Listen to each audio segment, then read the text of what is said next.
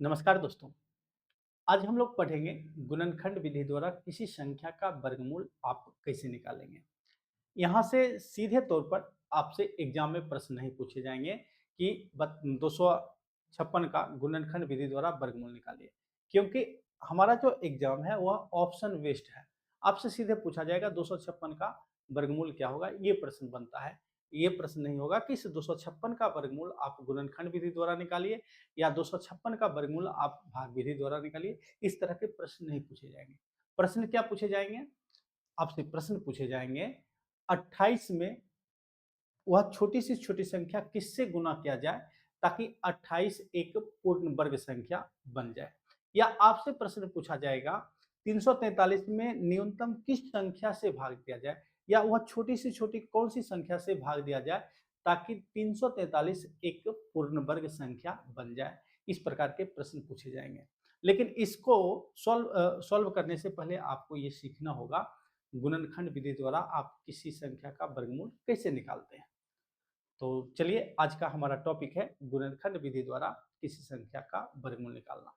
जैसे आपसे कहा जाए कि बताइए 16 का वर्गमूल क्या होगा, 16 का वर्गमूल क्या होगा, मतलब कहने का तात्पर्य है 16 का वर्गमूल गुणनखंड विधि द्वारा निकालिए। ठीक है। आपको जिस किसी भी संख्या का वर्गमूल गुणनखंड विधि द्वारा निकालना हो, सबसे पहले आप उस संख्या का अभाज्य गुणनखंड करेंगे। क्या करेंगे? अभाज्य गुणनखंड करेंगे। आप 16 में भाग देंगे। इस प्रकार से आप करेंगे। 16 में कितना से भाग देंगे? 16 में आप 2 से भाग देंगे। आपको कुछ विभाज्यता का नियम याद होना चाहिए, तब जाकर आप किसी संख्या में जल्दी से जल्दी भाग दे पाएंगे। यहाँ पर हम कुछ विभाज्यता के नियम के बारे में चर्चा कर लेते हैं, फिर आगे बढ़ेंगे। ठीक है। सबसे पहला है 2 से विभाज्यता का नियम। 2 से विभाज्यता का नियम क्या कहता है? 2 से विभाज्यता का नियम, विभाज्यता का नियम। 2 से विभाज्यता का नियम कहता है जिस संख्या के इकाई के स्थान पर, जिस संख्या के इकाई के स्थान पर क्या हो? 0 हो, 2 हो, 4 हो, 6 हो या 8 हो, वह संख्या 2 से पूर्णतः विभाजित होती है। ये बातें आपको ध्यान में रखना है। हम जैसे जैसे आगे बढ़ते जाएंगे वैसे वैसे विभाज्यता का नियम का भी चर्चा करते हुए चलेंगे, ताकि आपको समझने में काफी सहूलियत हो। और आने वाले समय में हम लोग जब नंबर सिस्टम पढ़ेंगे तो उसमें हम लोग विभाज्यता का नियम के बारे में डिटेल्स से बातें करेंगे। ठीक है। फिलहाल हम लोग यहाँ पर छोटी छोटी चीजों को समेटते हुए चलेंगे ताकि आप अच्छी तरह से चीजों को समझ सकते हैं। तो 2 से विभाज्यता का नियम आप लोग समझ गए होंगे। जिस संख्या के इकाई के स्थान पर क्या हो, 0 हो, 2 हो, 4 हो, 6 हो या 8 हो, वह संख्या 2 से पूर्णतः विभाजित होती है। तो सबसे पहले आपको क्या करना है, जिस किसी भी संख्या का वर्गमूल गुणनखंड विधि से निकालना हो, उस संख्या का सबसे पहले आप क्या करेंगे? अभाज्य गुणनखंड करेंगे। 16 में 2 से भाग देंगे, भागफल 8 होगा। फिर 8 में 2 से भाग देंगे, भागफल 4 होगा। फिर 4 में 2 से भाग देंगे, भागफल 2 होगा। आपको किसी भी संख्या का जब अभाज्य गुणनखंड करना होता है तो आप उस संख्या में अभाज्य संख्या से भाग देते हैं, और जो भागफल होता है यहाँ लिखते हैं, फिर उस भागफल में अभाज्य संख्या से भाग देते हैं। फिर जो भागफल आता है उसमें भी आप एक अभाज्य संख्या से भाग देते हैं, और अंत में जो भागफल होता है वह भी एक अभाज्य संख्या होना चाहिए। इस प्रकार देखा जाए तो 2 एक अभाज्य संख्या है। आप लोग अभाज्य संख्या के बारे में जानते होंगे। अभाज्य संख्या इंग्लिश में इसे प्राइम नंबर कहा जाता है। जिस संख्या का मात्र 2 अपवर्त हो, या आप ऐसे कह सकते हैं वैसी संख्या जो एक तथा स्वयं से विभाजित हो, उस संख्या को अभाज्य संख्या कहा जाता है। वैसी संख्या जो एक तथा स्वयं से विभाजित हो, उस संख्या को क्या कहा जाता है? अभाज्य संख्या कहा जाता है। तो आपको अंत में एक अभाज्य संख्या पर लाकर छोड़ना होगा। इस प्रकार 16 का अभाज्य गुणनखंड होगा। मतलब यहाँ पर जो भी नंबर होगा ये सब का सब क्या होना चाहिए? ये सब का सब एक प्राइम नंबर होना चाहिए। ये चीजें आपको ध्यान में रखना है। ठीक है। तो 16 को आप क्या लिखेंगे? 16 को आप लिखेंगे 2 गुना 2 गुना 2 गुना 2। अब 2 2 पर से 1 2 बाहर आएगा। वर्गमूल में आपको ध्यान रखना है कि जो रूट के अंदर जो भी संख्या हो, 2 का 2 समान संख्या पर से 1 को रूट से बाहर करना है। फिर यहाँ से 2 2 पर 1 2 बाहर आएगा और दोनों को गुना कर देंगे, 2 दूना 4। इस प्रकार 16 का वर्गमूल हमारा 4 होगा। ठीक इसी प्रकार से यदि आपसे कहा जाए 36 का वर्गमूल अभाज्य 36 का वर्गमूल गुणनखंड विधि से ज्ञात करें, तो आपको क्या करना है, 36 का अभाज्य गुणनखंड करना है। 36 में कितना से लगेगा, 36 में आप 2 से लगाएंगे। 2 से क्यों लगाएंगे, 2 एक अभाज्य संख्या है और 36 2 से पूर्णतः विभाजित है, तो 2 से लगाएंगे, 18 दूना 36। फिर 2 से लगेगा, 2 नमा 18। कहेंगे आप छोड़ देते हैं, नहीं छोड़ना है। 9 क्या है, 9 एक भाज्य संख्या है, 9 अभाज्य संख्या नहीं है। हमें 9 में भी भाग देना है। 9 में कितना से भाग देना है, 3 से भाग देना है। 3 तिया 9। आपको यहाँ पर 3 से विभाज्यता का नियम भी याद रखना चाहिए। 3 से विभाज्यता का नियम, 3 से विभाज्यता का नियम कहता है का नियम 3 से विभाज्यता का नियम कहता है यदि किसी संख्या के सभी अंकों का योगफल, यदि किसी संख्या के सभी अंकों का योगफल 3 का गुणज है, यानी 3 के वो पहाड़ा में आता है, तो वह संख्या 3 से पूर्णतः विभाजित होगी। जैसे आपसे कहा जाए कि बताइए 4 2 6 426, क्या यह संख्या 3 से पूर्णतः विभाजित है? आपको क्या करना है, 426 के तीनों अंकों को जोड़िए। 4 2 6 6 12 12 होता है, इनके तीनों अंकों का योगफल 12 होता है। तो 3 से विभाज्यता का नियम क्या कहता है, यदि किसी संख्या के सभी अंकों का योगफल 3 का गुणज हो, यानी इनको जोड़ेंगे और ये जो है 3 का के पहाड़ा में होगा, तो यह संख्या 3 से पूर्णतः विभाजित होगा। तो 4 2 6 6 12, 12 3 का गुणज है, इसलिए 426 3 से पूर्णतः विभाजित है। तो आप 36 को क्या लिखेंगे, आप 36 को लिखेंगे 2 गुना 2 गुना 3 गुना 3। 2 2 पर 1 2 बाहर, 2 3 पर 1 3 बाहर, दोनों को गुना कर देंगे, 2 तिया 6। इस प्रकार 36 का वर्गमूल 6 होगा। ठीक इसी प्रकार से यदि आपसे कहा जाए कि बताइए 81 का वर्गमूल क्या होगा, या 81 का वर्गमूल गुणनखंड विधि से ज्ञात करें, तो आपको क्या करना है, 81 का सबसे पहले अभाज्य गुणनखंड करना है। तो 81 में कितना से भाग लगेगा, 81 में 2 से भाग लगेगा, नहीं लगेगा। क्यों नहीं लगेगा, क्योंकि इसके इकाई के स्थान पर 1 है, और एक जिस किसी संख्या के इकाई के स्थान पर यदि 1 है, 3 है, 5 है, 7 है या 9 है, वह संख्या 2 से विभाजित नहीं होगी। अब क्या यह संख्या 3 से विभाजित है, तो हम इसके अंकों को जोड़ेंगे। 8 1 9, और 9 क्या है, 9 3 का गुणज है। तो इस प्रकार देखा जाए तो 81 3 से पूर्णतः विभाजित है। तो आप 3 से भी भाग देंगे। 3 से क्यों भाग देंगे, क्योंकि 3 एक अभाज्य संख्या है। 3 कौन सी संख्या है, 3 एक अभाज्य संख्या है, प्राइम नंबर है। तब जाकर तो हमारा ये जो होगा प्राइम फैक्टर होगा, यानी अभाज्य गुणनखंड होगा। 3 से भाग देंगे, 27 तिया 81 होता है। फिर 3 से भाग देंगे, 9 तिया 27 होता है। फिर 3 से भाग देंगे, 3 तिया 9 होता है। आप 81 को क्या लिखेंगे, आप 81 को लिखेंगे 3 गुना 3 गुना 3 गुना 3। 2 3 पर 1 3 बाहर, 2 3 पर 1 3 बाहर, दोनों को गुना कर देंगे, 3 तिया 9। इस प्रकार 81 का जो वर्गमूल आएगा 9 आएगा। ठीक है। ठीक इसी प्रकार से यदि आपसे कहा जाए बताइए 256 का वर्गमूल क्या होगा, या 256 का वर्गमूल आप गुणनखंड विधि से ज्ञात करें, तो आपको क्या करना है, 256 का अभाज्य गुणनखंड करना है। 256 का क्या करना है, अभाज्य गुणनखंड करना है। तो आप कीजिए 256 का अभाज्य गुणनखंड। 256 कितना से लगेगा, आप कहेंगे इकाई के स्थान पर 6 है, तो हम 2 से लगाएंगे। हम यहाँ पर 4 से नहीं लगाएंगे। 4 से क्यों नहीं लगाएंगे, क्योंकि 4 एक भाज्य संख्या है, हमें तो अभाज्य गुणनखंड करना है ना, तो अभाज्य संख्या से ही भाग देना है। ठीक है। 2 से लगाएंगे, 2 एकम 2, 2 दूना 4, 2 अट्ठी 16। फिर 2 से लगाएंगे, 64 हो जाएगा। फिर 2 से लगाएंगे, 32 हो जाएगा। फिर 2 से लगाएंगे, 16 हो जाएगा। फिर 2 से लगाएंगे, 8 हो जाएगा। फिर 2 से लगाएंगे, 4 होगा। फिर 2 से लगाएंगे, 2 हो जाएगा। इस प्रकार आप देखेंगे यहाँ पर जो भी संख्या लिखी गई है, ये सब का सब क्या है, ये सब का सब अभाज्य संख्या है, इसलिए तो इसका नाम दिया गया है अभाज्य गुणनखंड। ठीक है। तो इस प्रकार 256 को आप क्या लिखेंगे, 256 को लिखेंगे 2 गुना 2 गुना 2, 2 दूना 4 दूना 8 गुना 2 16 दूना 32 दूना 64 दूना 128 दूना 256। यहाँ पर आप गिन लेंगे 1 2 3 4 5 6 7 8, मतलब 256 के 8 अभाज्य गुणनखंड होंगे।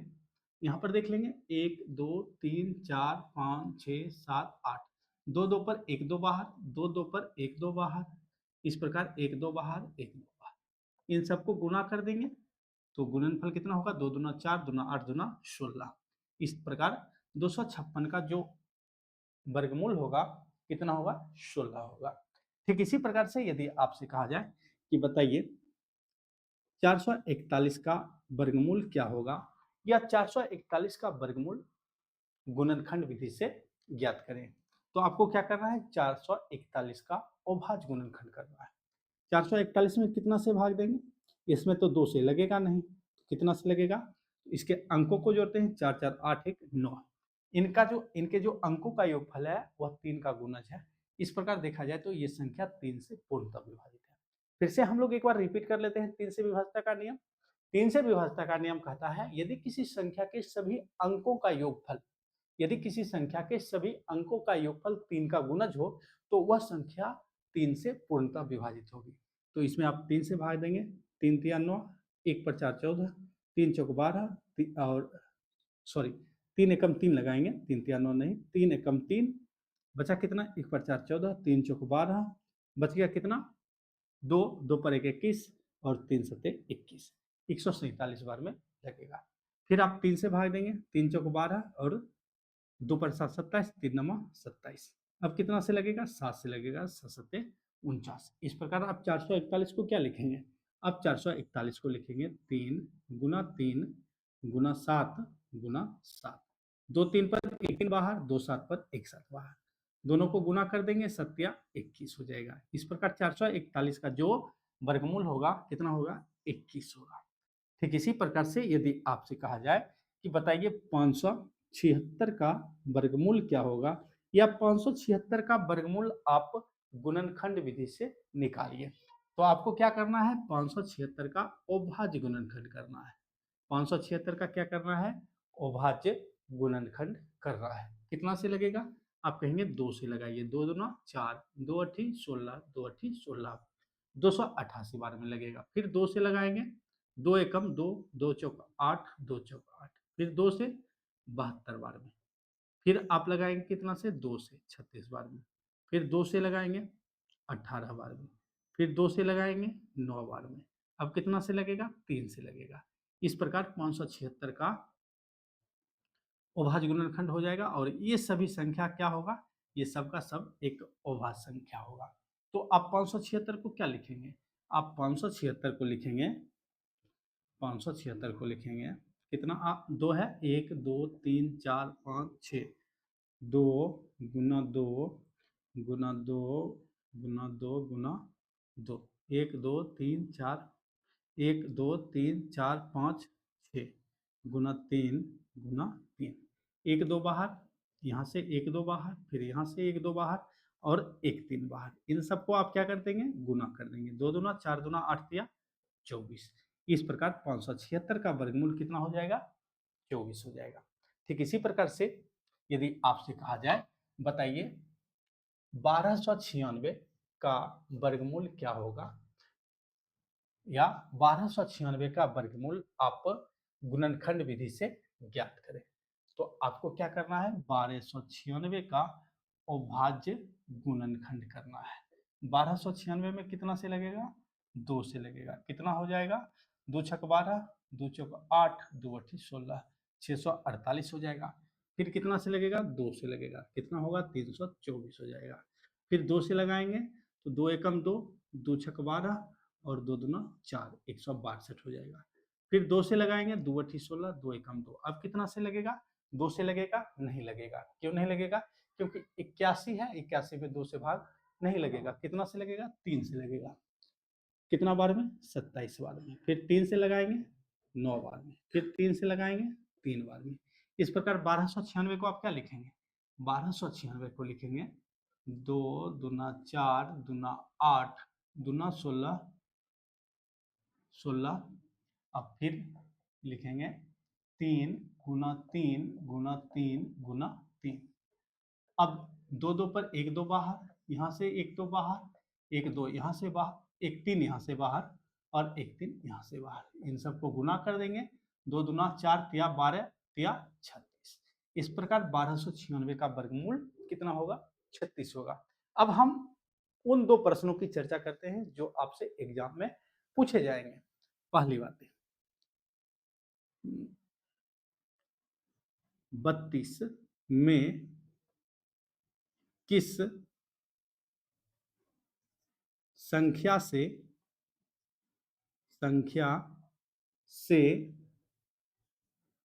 गुना किया जाए ताकि 32 एक पूर्ण वर्ग संख्या बन जाए।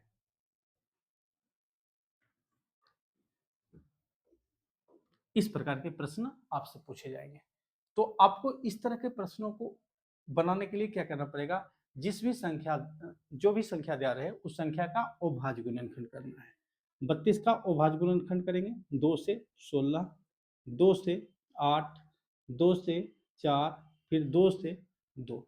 32 को आप क्या लिखेंगे? 32 को आप लिखेंगे 2 गुना 2 गुना 2 गुना 2 गुना 2।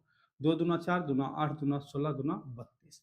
हम सभी जानते हैं इस रूट में दो पर से एक मतलब दो समान संख्याओं पर से एक संख्या को बाहर करना होता है।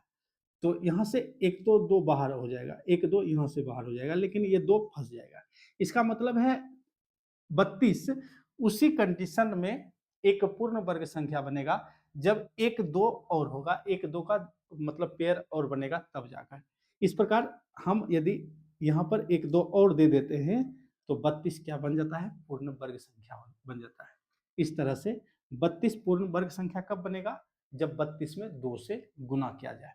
तो इस प्रकार से आपका जवाब क्या हो जाएगा? 32 में 2 से गुना करने पर 32 पूर्ण वर्ग संख्या बन जाता है।